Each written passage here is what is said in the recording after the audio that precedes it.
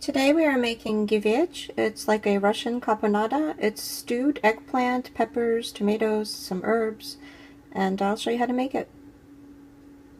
So we're going to start by sauteing some chopped onions in some oil. You can either use a Dutch oven or a deep skillet. You're going to need a pretty big pot. I have about 3 onions here. You can do more or less of any of the vegetables that I'm going to be showing you. I'm just giving you a basic combination, and you can vary it in other ways, and I'll tell you about that in a little bit. So we're going to start to get a little color on these onions, and then we'll add some more ingredients. Now you can see that the onion is starting to get a little caramelized, and I'm going to add some carrots that I've cut up. You could do them either circles or half circles, and as much or as little as you want. I probably have about a cup of carrots here, and I'm going to let this saute for a little while longer, and then I'll show you the next step. So it's probably been about 5 minutes, and my onions are kind of getting golden, and I'm going to add some chopped up red bell peppers. I have 3 of them here, coarsely chopped, and I'm also going to add some minced garlic, and this is to taste, as much or as little as you like. So after about 5 minutes, I'm going to add my eggplant, and it's chopped up into large cubes, as you can see. You could also add some zucchini, some yellow squash, and your peppers, you can use any color peppers that you like. So I'm going to let this saute. I'll mix it up, let it cook for a little while longer, and then I'll show you the next step. I've mixed the eggplant in, and I've let it saute for about a minute, and at this stage I'm going to add some salt. After about 15 minutes or so, you're going to see that your veggies are going to start to almost brown on the bottom.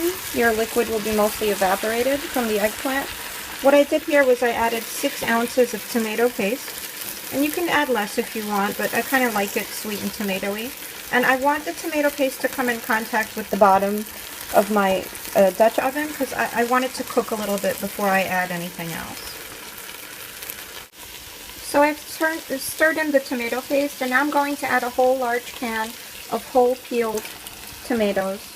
You can certainly use fresh tomatoes in this recipe. I'm just going to use the can today. And don't worry about really cutting them. I might mush them up with my spatula there, but I'm going to let this cook for about half an hour, maybe 45 minutes, and I'll check on it, and I'll be back.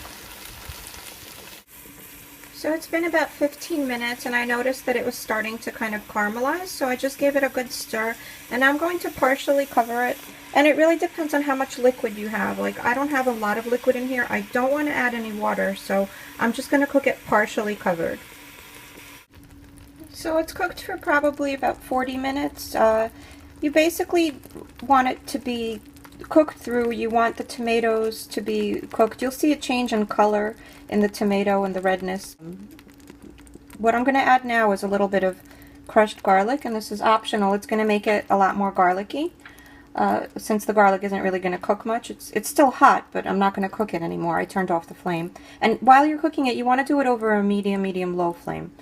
And now I'm going to add some fresh herbs. I have parsley, cilantro, and dill. You can certainly add basil or any combination of herbs that you like. And I'm going to stir this in. And now I like to eat this cold, either on a piece of bread or pita or like a salad. It's very similar to caponata, so you can eat it like an antipasto, same way you would eat a caponata. Some people like to eat it warm, some people like to eat it at room temperature. It's really up to you. And here it is, our finished product.